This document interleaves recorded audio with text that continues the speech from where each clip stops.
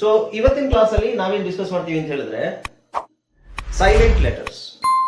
English ಅಲ್ಲಿ ಬಹಳ ಮುಖ್ಯವಾಗಿ ಬೇಕಾಗಿರುವಂತಹ ಒಂದು ಪಾಠ ಇದು, ಸೈಲೆಂಟ್ ಲೆಟರ್ಸ್. ಕನ್ನಡದಲ್ಲಿ ಇದು ಇಲ್ಲ. ಕನ್ನಡದಲ್ಲಿ ಎಷ್ಟು ಅಕ್ಷರಗಳಿರ್ತವೆ, ಎಷ್ಟೇ ಅಕ್ಷರಗಳು ಬರಲಿ ನಾವು ಅದನ್ನ ಕಂಪ್ಲೀಟ್ ಆಗಿ ಆ ಅಕ್ಷರಗಳನ್ನ ಹೇಳ್ತೀವಿ. ಇಂಗ್ಲಿಷ್ ಅಲ್ಲಿ ನಾವೇನ್ ಮಾಡ್ತೀವಿ, ಕೆಲವು ಅಕ್ಷರಗಳನ್ನ ಹೇಳೋದಿಲ್ಲ. ಕೆಲವು ಅಕ್ಷರಗಳನ್ನು ಹೇಳೋದಿಲ್ಲ ಅಂದ್ರೆ ಅದರ ಅವಶ್ಯಕತೆ ಇದೆ, ಆದ್ರೆ ಅದನ್ನು ಉಚ್ಚಾರಣೆ ಮಾಡೋದಿಲ್ಲ. ಸೈಲೆಂಟ್ ಲೆಟರ್ಸ್ ಅಲ್ಲಿ ಸೈಲೆಂಟ್ ಅಕ್ಷರಗಳು ತುಂಬಾ ಬರ್ತವೆ. ಒಂದು ಬರ್ಬೋದು, 2 ಅಕ್ಷರ ಸೈಲೆಂಟ್ ಆಗಿರ್ಬೋದು, 3 ಅಕ್ಷರ ಸೈಲೆಂಟ್ ಆಗಿರ್ಬೋದು. ಓಕೆ, ಕೆಲವು ಕಡೆ 4 ಅಕ್ಷರಗಳು ಸೈಲೆಂಟ್ ಆಗಿರೋ ವರ್ಡ್ಸ್ ಇದಾವೆ. 4 ಅಲ್ಲ, 3 ಅಕ್ಷರಗಳು, ಮ್ಯಾಕ್ಸಿಮಮ್ 3 ಅಕ್ಷರಗಳು ಇರುತ್ತವೆ. ಆದ್ರೆ ಅದು ಹಾಯ್ ಫ್ರೆಂಡ್ಸ್, ಇದೊಂದು ವಿಶೇಷ ಸೂಚನೆ. ನಮ್ಮಲ್ಲಿ ಇದೀಗ ಆನ್ಲೈನ್ ಸ್ಪೋಕನ್ ಇಂಗ್ಲಿಷ್ ಕೋರ್ಸ್ನ ಹೊಸ ಬ್ಯಾಚ್ ಶುರುವಾಗಿದೆ. ನೀವು ಇನ್ಮೇಲೆ ಎಲ್ಲೂ ಹೊರಗಡೆ ಹೋಗಿ ಇಂಗ್ಲಿಷ್ ಕಲಿಯುವ ಅವಶ್ಯಕತೆ ಇಲ್ಲ. ಮನೆಯಲ್ಲೇ ಕೂತ್ಕೊಂಡು ಯಾವುದೇ ಟೆನ್ಷನ್ ಇಲ್ಲದೆ, ಏನು ಮುಗಿದಿರಬಿಲ್ಲದೆ ಇಂಗ್ಲಿಷ್ ಮಾತಾಡೋದನ್ನ ಕಲಿಯಬಹುದು.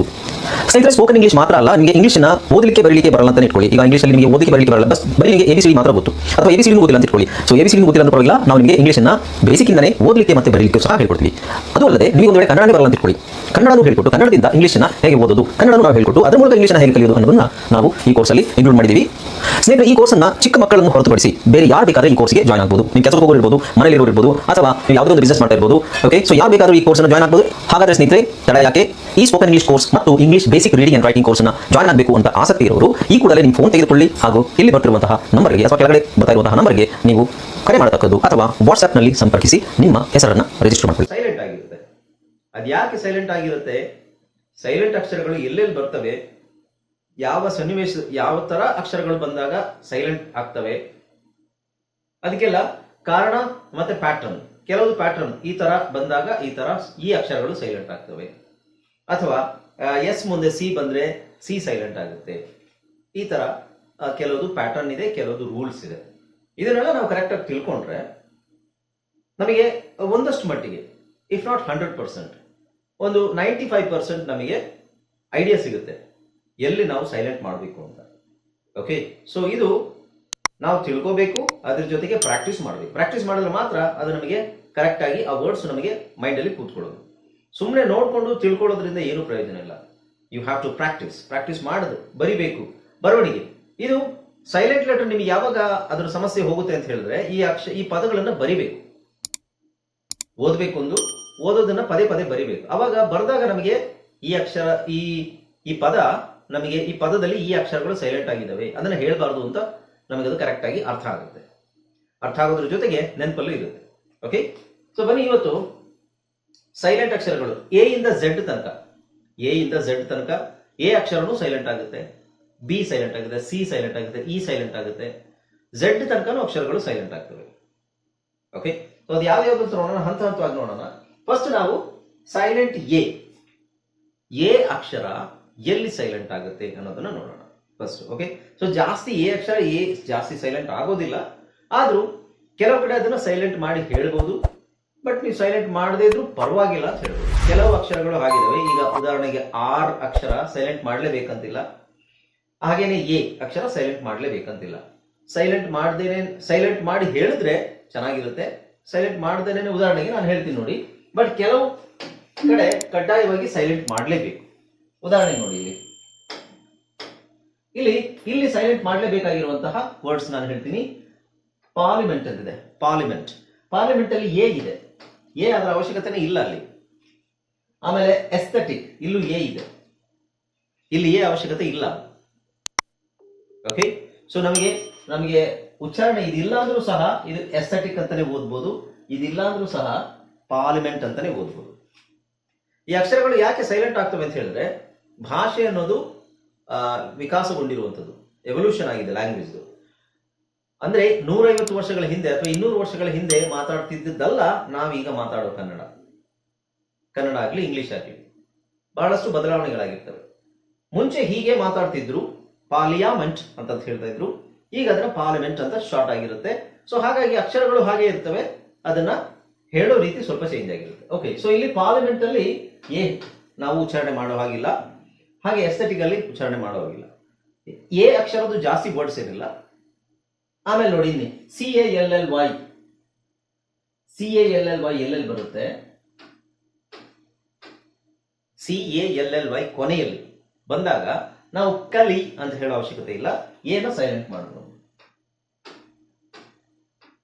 ಏನ ಸೈಲೆಂಟ್ ಮಾಡಬಹುದು. ಮಾಡಿದ್ರೆ ಅದು ಉಚ್ಚಾರಣೆ ಸ್ಪಷ್ಟವಾಗಿ ಚೆನ್ನಾಗಿರುತ್ತೆ.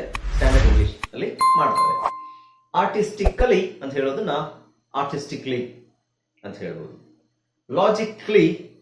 ಲಾಜಿಕಲಿ ಅಂತ ಇರೋದನ್ನ ಲಾಜಿಕ್ಲಿ, ಮ್ಯೂಸಿಕಲಿ ಅಂತ ಇರೋದನ್ನ ಮ್ಯೂಸಿಕ್ಲಿ, ಫಿಸಿಕಲಿ ಅಂತ ಇರೋದನ್ನ ಫಿಸಿಕಲಿ, ಕ್ರಿಟಿಕಲಿ ಅಂತ ಇರೋದನ್ನ ಕ್ರಿಟಿಕ್ಲಿ. ಸೊ ಏನು ಸೈಲೆಂಟ್ ಮಾಡಿ ಹೇಳಬಹುದು. ಓಕೆ, ಕಡ್ಡಾಯ ಏನಿಲ್ಲ, ಬಟ್ ಇಲ್ಲಿ ಕಡ್ಡಾಯವಾಗಿ ನಾವು ಹೇಳಲೇಬೇಕು. ಸೊ ಎ ಕಡ್ಡಾಯವಾಗಿ ಏನಿಲ್ಲ, ಹೇಳಿದ್ರೆ ಅದು ಸ್ಟ್ಯಾಂಡರ್ಡ್ ಇಂಗ್ಲಿಷ್. ಓಕೆ, ನಾವು ನೆಕ್ಸ್ಟ್ ಅಕ್ಷರ ಬಿ, ಎ ಆದ್ಮೇಲೆ ಬಿ. ನಾವು ಆಲ್ಫಾಬೆಟಿಕಲ್ ಆರ್ಡರ್ ಅಲ್ಲಿ ಹೋಗೋಣ.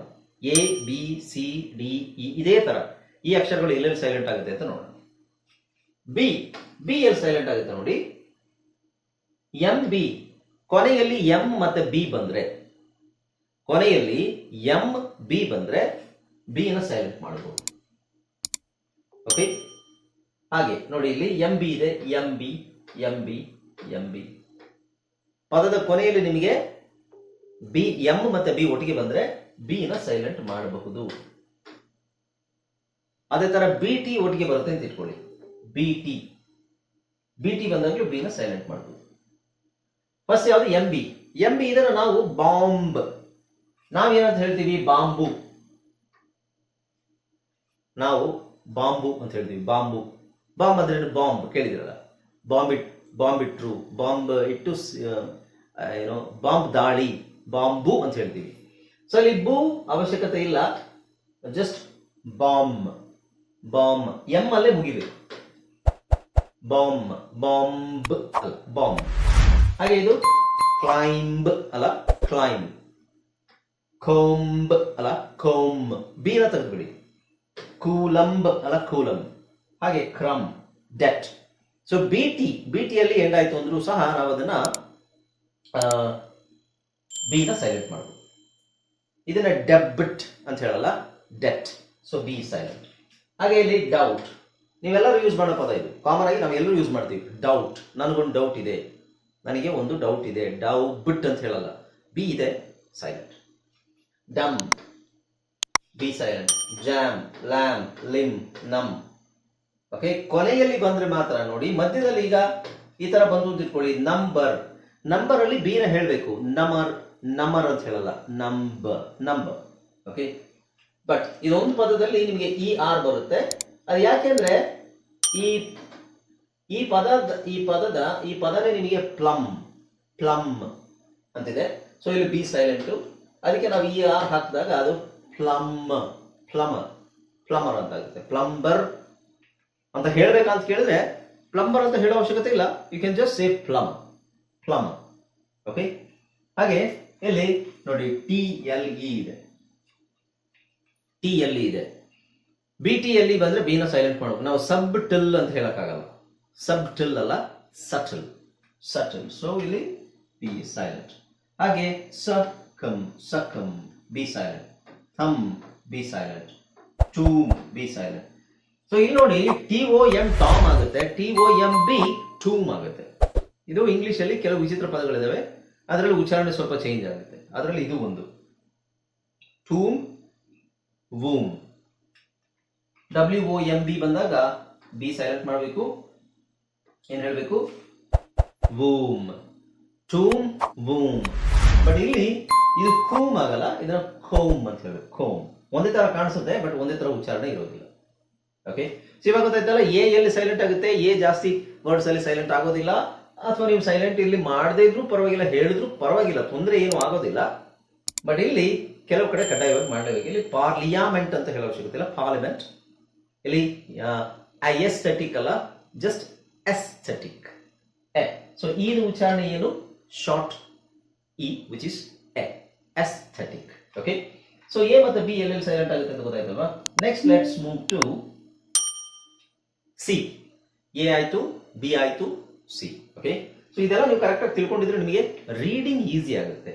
ಓಕೆ, ನೀವು ಓದ್ಬೇಕಾದ್ರೆ ಒಂದ್ ವೇಳೆ ಏನಾದ್ರೂ ನೀವು ಮಧ್ಯದಲ್ಲಿ ಆ ಪದನ, ಆ ಅಕ್ಷರನ, ಸೈಲೆಂಟ್ ಅಕ್ಷರ ಇರೋದನ್ನ ನೀವು ಸೈಲೆಂಟ್ ಮಾಡಲಿಲ್ಲ ಹೇಳಿದ್ರಿ ಅಂದ್ರೆ ಅದು ಗೊತ್ತಾಗುತ್ತೆ ಓದ್ತಾ. ಉದಾಹರಣೆಗೆ ಅದು ಕಷ್ಟ ಆಗುತ್ತೆ, ಕೆಲವು ಸಲ ಕಷ್ಟ ಆಗುತ್ತೆ ನಮಗೆ. ಉದಾಹರಣೆಗೆ ನೋಡಿ ಇಲ್ಲಿ DEBT ಇದೆಯಲ್ವಾ, ಡೆಬಿಟ್ ಬಿಟ್. ಸೊ ಈ ತರ ಹೇಳೋದು ಕಾಂಬಿನೇಷನ್ ಇದ್ರೆ ಅದು ಕಷ್ಟ ಆಗುತ್ತೆ. ಇದು ಅಷ್ಟೇ ಕೊಂಬ್ ಹೇಳೋ ಅವಶ್ಯಕತೆ ಇಲ್ಲ ಅದು. ಓಕೆ, ನಾವು CL ಅಲ್ಲಿ ಸೈಲೆಂಟ್ ಆಗ್ತದೆ ನೋಡೋಣ. ಅದು ಈಗ 120 ವರ್ಡ್ ಇದ್ವಲ್ಲ ಸರ್, ಸೈಲೆಂಟ್ ವರ್ಡ್ ಈಗ ತೋರಿಸಿದ್ರಲ್ಲ ಸರ್, ಏದು ಇವಿಷ್ಟೇ ಬರುತ್ತಾ ಅಥವಾ ಇನ್ನು ಬೇರೆ ವರ್ಡ್ ಅದಾವ ಸರ್? ಈಗ ಸೈಲೆಂಟ್ ವರ್ಡ್ ಹೇಳಿದ್ರಲ್ಲ, ಟೋಟಲ್ 6 ವರ್ಡ್ ಹೇಳಿದ್ರಲ್ಲ, ಸೈಲೆಂಟ್ ವರ್ಡ್ ಎಲ್ಲಿ ಅದು ಏದಿಂದ ಸ್ಟಾರ್ಟ್ ಮಾಡೋಣ ಅಂತಂದ್ರೆ ಏದ್ ಒಳಗೆ ಎಷ್ಟು ಲೆಟರ್ ಒಳಗೆ ಈ ಕಡೆ ನಾನು ನೋಡಿ ಪ್ಯಾಟ್ರನ್ ಹೇಳ್ತೀನಿ, ಅರ್ಥ ಮಾಡ್ಕೊಳ್ಳಿ. CALLY ಬಂದಾಗೆಲ್ಲ ನೀವು ಏನ ಸೈಲೆಂಟ್ ಮಾಡಿ ಅಂತ ಹೇಳ್ತಾ ಇದೀನಿ, ಅದೊಂದು ಪ್ಯಾಟ್ರನ್. ಇನ್ನೊಂದು ಇವೆರಡು ಕಾಮನ್ ಆಗಿ ಇವೆರಡು ಪದಗಳಲ್ಲೇ ಜಾಸ್ತಿ ಸೈಲೆಂಟ್ ಆಗೋದು, ಜಾಸ್ತಿ ಪದಗಳಿಲ್ಲ ಅಂತ ಹೇಳಿದ್ದೀನಿ ನಾನು ಅಲ್ವಾ. ಅಲ್ಲಿ ಅಪ್ಪಿತಪ್ಪಿ ಯಾವ್ದಾದ್ರು ಬಂದ್ರೆ ಅದ್ ನಾನು ಮುಂದೆ ಹೇಳ್ತೀನಿ. ಓಕೆ, ಸೊ ಇಲ್ಲಿ ಇನ್ನು MB ಕೊನೆಯಲ್ಲಿ ಬಂದ್ರೆ ಸೈಲೆಂಟ್ ಮಾಡ್ಬೇಕು. MB ಯಾವುದೇ ಪದ ಬಂದ್ರೂ ಸೈಲೆಂಟ್ ಮಾಡಿ ಅಷ್ಟೇ. 120 ಪದಗಳು ಅದು ಬೇರೆ, ಅದು ಸೈಟ್ ವರ್ಡ್ಸ್. ಅದರಲ್ಲಿ ಸೈಲೆಂಟ್ ಅಕ್ಷರಗಳು ಬಂದ್ರೆ ಸೈಲೆಂಟ್ ಮಾಡಿಸು. ನೆಕ್ಸ್ಟ್ ಸೈಲೆಂಟ್ ಸಿ ನಿಮಗೆ ಸೈಲೆಂಟ್ ಆಗೋದು ಯಾವಾಗ ಗೊತ್ತಾ? ಕೆಲವೊಂದಿಗೆ ನೋಡಿ ಪ್ಯಾಟರ್ನ್ ಇದೆ, ಇಲ್ಲಿ ನೋಡಿ ರೂಲ್ ಇಲ್ಲಿ ನಾನು ಕೊಟ್ಟಿರ್ತೀನಿ ನಿಮಗೆ. ಸಿಗಿಂತ ಮುಂಚೆ ಎಸ್ ಬಂದು ಸಿ ಆದ ನಂತರ EIY ಬಂದ್ರೆ ಮಾತ್ರ ಸಿ ಅಥವಾ ಎಸ್ ಸೈಲೆಂಟ್ ಆಗಿರುತ್ತದೆ. ಓಕೆ, ಸೊ ಇದನ್ನು ಕರೆಕ್ಟ್ ಆಗಿ ಅರ್ಥ ಮಾಡ್ಕೊಳ್ಳಿ. ಫಸ್ಟ್ ನಾನು ನಿಮಗೆ ಬಿಡಿಸಿ ಹೇಳ್ತೀನಿ ಇದನ್ನ. ಇದಕ್ಕೆ ಮೊದಲು ನಿಮಗೆ ನಾನು ಸಿ ಆದ್ಮೇಲೆ ಸಿಗೆ 2 ಉಚ್ಚಾರಣೆ ಇದೆ ಅಲ್ವಾ. ಸಿ ಅಕ್ಷರಕ್ಕೆ 2 ಸೌಂಡ್ ಇದೆ. ಒಂದು ಕ, ಇದು ಕಾಮನ್ ಆಗಿ ಯೂಸ್ ಮಾಡ್ತೀವಿ, ಆಮೇಲೆ ಸ್ ಬರುತ್ತೆ. ಸಿ ನಾವು ಸ್ ಅಂತ ಎಲ್ಲಿ ಹೇಳ್ತೀವಿ? ಸಿ ಆದ ನಂತರ ನಿಮಗೆ EIY ಬಂದ್ರೆ ನಾವು ಸಿ ನ ಸ್ ಅಂತ ಹೇಳ್ತೀವಿ, ಹೌದಾ? ಇದು ಎಲ್ರಿಗೂ ಗೊತ್ತು, ಇದರಲ್ಲಿ ಯಾವುದೇ ರೀತಿ ನಿಮಗೆ ಡೌಟ್ ಇರಬಾರ್ದು. ಈಗ ಈ ರೂಲ್ ಏನ್ ಹೇಳುತ್ತೆ ಅಂತ ಹೇಳಿದ್ರೆ, ಸಿಗಿಂತ ಮುಂಚೆ ಎಸ್ ನಾವು ಒಂದು ಎಕ್ಸಾಂಪಲ್ ಇತ್ತು ತಗೊಳ್ಳೋಣ.